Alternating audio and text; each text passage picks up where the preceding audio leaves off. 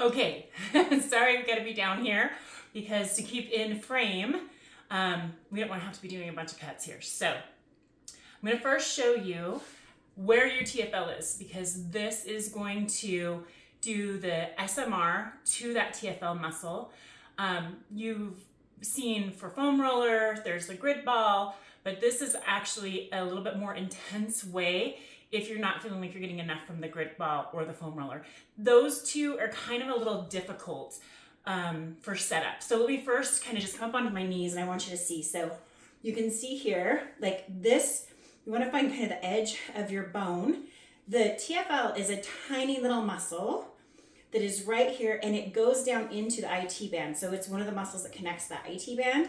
So it's this tight here is one of the things that creates IT band pain, and some knee issues will come from this as well. So it's this little place right here, not over into like, in here, like where you're gonna be having your psoas and deep muscles like that. It is more surface and it's more on the front. I always think of like if I was wearing, jeans and I had a little change pocket, it's about there. So it's not on the full front hip, but it's not on the side of the hip too. It's kind of right in between, not in front, not full side, right in between.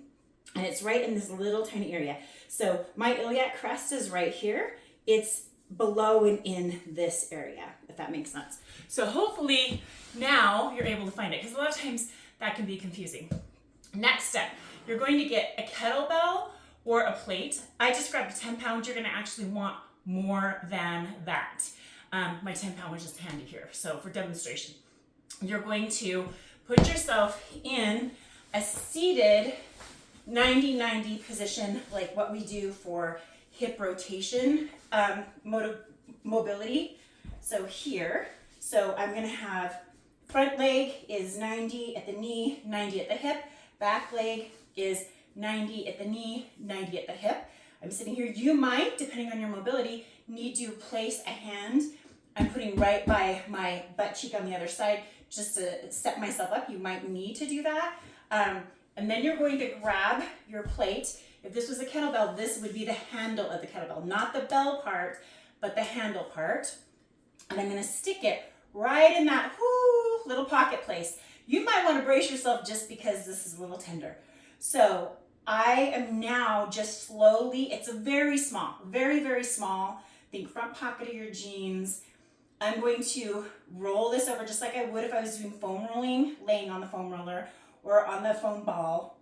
And I'm going to find the trigger points and then I'm going to press in there. Now you might feel this radiate down your leg, possibly even into your knee, if you find a trigger point like I just did.